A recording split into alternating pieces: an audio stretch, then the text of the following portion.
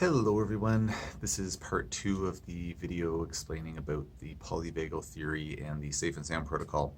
So as I was saying near the end of the part 1 video, the safe and sound protocol, it ultimately revolves around this concept that when a person is stuck in this dorsal vagal state, this state of being more immobilized, not feeling safe, feeling depleted, kind of, sort of run down, then their nervous systems that have a harder time perceiving sounds that are in the middle range of the sound spectrum. Because of that, they're going to be more prone to hearing the lower pitch and the higher pitch tones, which are respectively perceived as being more threatening or overexciting or overstimulating. So the whole premise of the Safe and Sound protocol is to help reestablish the nervous system's ability to perceive sounds that are within that middle range of sound frequency. And so the way that that's done is they've developed this specially filtered music that has all of the high pitch and low pitch tones filtered out of the music. So when you're listening to this music, as I have listened to it, it sounds like normal music. There's different playlists that they have. There's classical music. There's kind of like just relaxing noises, forest noises, ocean noises, that kind of thing, or sounds synonyms, I suppose. There's a playlist for kids with, like Disney movie songs and things like that. There's more like contemporary music playlists. When listening to this music, it sounds pretty much the same as it normally would if you were hearing it on the radio or on a CD. What are CDs? Do CDs still exist? If you're listening to the original version of the song, it sounds about the same, but it does maybe sound like just a little bit more tinny. You can tell it's a little bit different, but it's not dramatically different. And so when you're listening to this music, using around the ear headphones, so in other words, headphones that completely cover the ears, then and listening to this in a quiet environment, then it basically gives the nervous system no option but to hear those middle range tones. So if the nervous system has been, again, it's in this dorsal vagal state, it's kind of selectively not really picking up those middle range tones. And to my understanding, according to the work of Dr. Porges, there seems to be some evidence that the middle ear muscles actually might actually change in such a way so they can't really pick up those middle frequency sounds. It's not just kind of like the nervous system being stubborn, like I'm just not going to listen to those middle range sounds or frequencies. It's that the ability of the nervous system to even pick up those sounds because of the changes in the inner ear muscles is altered. But by listening to the music that's filtered and not hearing any other noises, like no other appreciable noises at the same time, it gives the nervous system no choice but to listen to those middle frequency tones. And so by doing that, it helps to rehabilitate the nervous system's ability to listen to those frequencies. And so as you're listening to the playlist, the music becomes progressively less filtered over time, so that the range of tones, where this is the full spectrum of the sound, it's just in the middle range to begin with, but then over time the spectrum of the tones becomes larger and larger, and basically teaches the nervous system to acclimatize to listening to that broader frequency, a broader range of tones, and then giving the nervous system an opportunity to be able to perceive those sounds, but also still regulate properly in the presence of those sounds. So basically, on the one hand, just to the naked eye, it's like, oh, what a simple protocol. You're just listening to this playlist of prescribed music, and what could be simpler than that? Well, there's a little bit of a twist, and the twist is that as a person is listening to this music, their nervous system can get triggered. They can start to feel dysregulated. So they might be listening to the music, and maybe 1, 2, 3, 5 minutes in, they start to feel their heart rate increasing. They start to feel their breathing rate increasing. They start to feel a little bit cold and clammy. They start to feel some numbness and tingling in their hands and feet. They start to feel a little bit headachy. They start to feel a little bit nervous. They start to feel a little bit angry, or like stressed out, or just feeling off. And so if that happens, then the music needs to be stopped and paused, and then the individual in question would do some regulating exercises, some nervous system balancing exercises.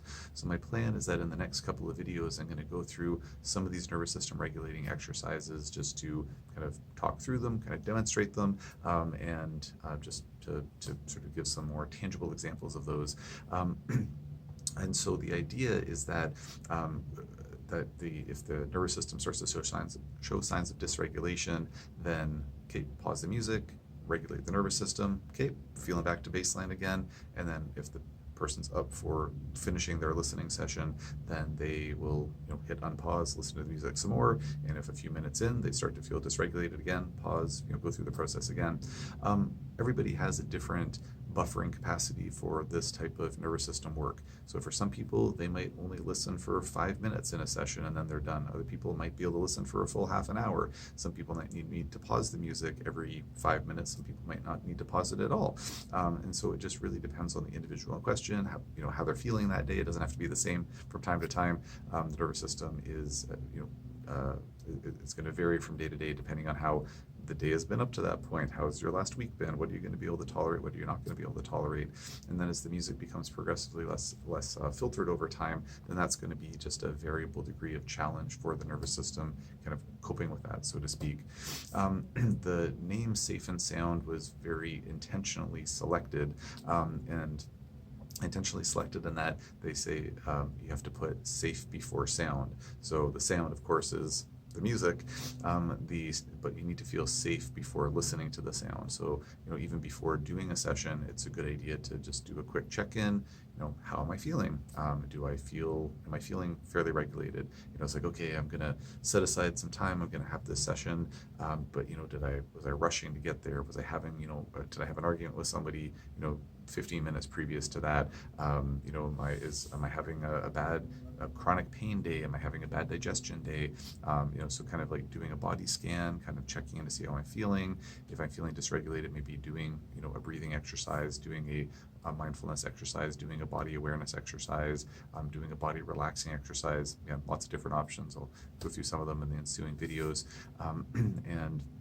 And so making sure that one feels safe before listening to the sound. So that's the essence of the Safe and Sound protocol in a nutshell. With the Safe and Sound protocol, there have been some published studies looking at the Safe and Sound protocol effects. There have also been a lot of sort of like clinical surveys that have been done, kind of pooling data from the thousands of clinicians that have used the Safe and Sound protocol over time. And so the typical symptoms that folks will report benefit from or improvement with would be things like anxiety, depression, insomnia, hypersensitivity to sound is a big one. What did I not say so far here? Sometimes with pain issues, potentially, sometimes digestive issues improve, sometimes energy levels improve, possibly because there's less anxiety and less insomnia, so or better sleep quality, so that can help to conserve energy levels for other ventures, and then just a little more, I guess amorphously, just having a better sense of like centeredness, feeling calmer under pressure, being able to handle stress more easily. So these are the types of benefits that can come from the Safe and Sound protocol. Some folks do need to do more than one stint of the Safe and Sound protocol. The full playlist is 5 hours in length, so that might be done over the span of couple of months, might be done over the span of 6 months, a year. Just depends on the protocol, how it's prescribed, and all of that, the tolerance level of a person. And then some folks might need to do multiple rounds of the 5 hours of listening, depending on what's happening in their lives and this and that. Yeah, it's kind of versatile in terms of how it can be applied to different folks. So I'm going to wrap up the video there because I think I've covered polyvagal theory in the previous video, and then between the last video and this one, what the Safe and Sound protocol entails. In the next few videos, I will go over some of the self-regulating exercises that some folks might want to work with when they're, just in general, but when they're working with the Safe and Sound protocol. And if you're watching this video and you've tried the Safe and Sound protocol and you let us know in the comment section, how have you done with that? Was it helpful for you? Was it not helpful? Obviously, whatever you're comfortable sharing on the World Wide Web, but I know folks do read the comment section. They post questions in the comment section all the time. So if you have any experience to share with it, I'd love to hear it, and I'm sure other folks will be interested as well. And if you have any other questions or comments about anything else, just post in the comment section below, and I'll do my best to answer as soon as I can.